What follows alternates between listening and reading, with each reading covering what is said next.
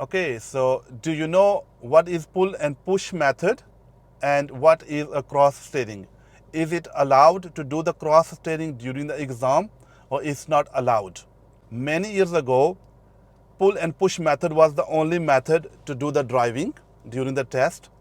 But with the passage of time, now they have allowed to use cross steering as well. If you are a beginner, you better off start learning pull and push method, which is a more safe method of doing the driving. But if you are an experienced driver and you're going for the test, you can use cross steering as well. What is pull and push method? Pull and push method mean with the left hand you have to pull, and with the right hand you have to push the steering like this. Okay, so that's called pull and push method. And then again bring the left hand here and right hand back there, and again pull like this. This is called pull and push method. What is cross steering? Cross steering mean just like this. Okay, so you can cross your hands like this. Okay, so this is the cross steering. Both methods are allowed during the test nowadays.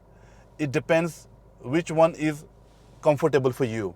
If you are comfortable with pull and push method, that's a brilliant job. If you can't do pull and push method and you are comfortable with cross steering, you can use the cross steering method as well. There's no problem whatsoever as long as you have a good control of the car. If your control of the car is good, they're not going to fail you for this now.